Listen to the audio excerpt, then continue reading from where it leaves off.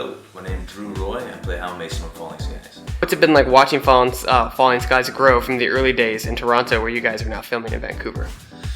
You know, we actually all got along really well in the beginning. So, I mean, I'm sure that we've gotten more familiar with each other, but it's actually been similar throughout the it's been about 4.5 years now from when we actually shot the pilot.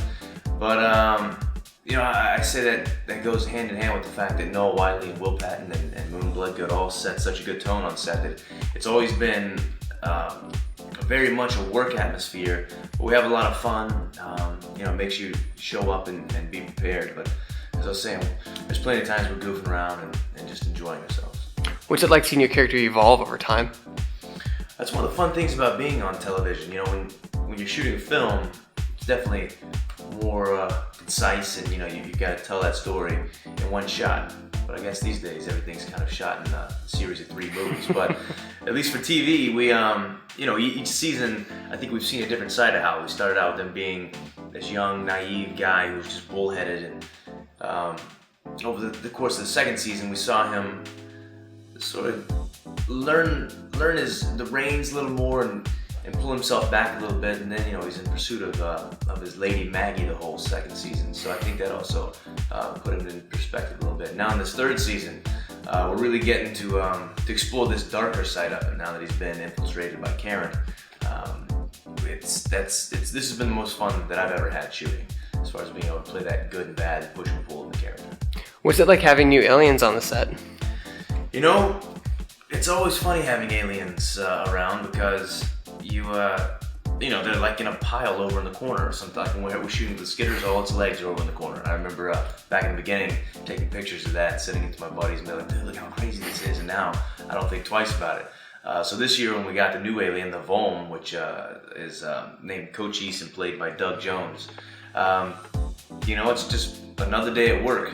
We actually started out, the face of the Volm was cut out so you could see Doug Jones' face, but yet he's in a full bodysuit, and it was just absolutely ridiculous looking. So that took a little time to get used to, but about, I'd say the second episode in, they decided they wanted to put the face mask on it and then just put a CGI layer on top of it, and that really brought a nice level of magic and wonder to it, because he had this full face and these eyes that were crystal clear, and you could, to me, it was fun to act with, just because it looked like there was an alien walking around. So how much prosthetics versus green screen do you guys show with aliens and those microbots on the set?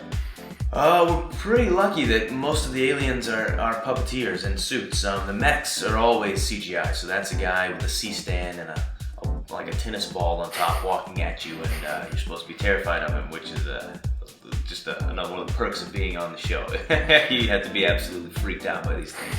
But the Volm and the Skitters are always guys in suits, and like I was saying earlier, they put a CGI layer on top of them. They enhance the eyes and some of the breathing and different things, but the rubber suits are pretty awesome looking. What's the atmosphere like on set now that you guys have been together for so long? I feel like we've grown more into a family. It's at the same time, it almost feels like, you know, we've gone to war and we're in the trenches together. We go up to Vancouver, which is a beautiful city, but we get there in the fall when it starts raining, and it literally rains on us the whole time. So you come home with pruned fingers and toes, and it's cold. And, you know, it sounds like you're complaining, or like I'm complaining, but I feel like it's such an important element for the show. That dreary, wet look really looks good, really plays well for the post-apocalyptic world. So, you know, I guess at the end of the day, it's like a camping trip. You know, both the good and bad of that. So we have some great times getting to know each other.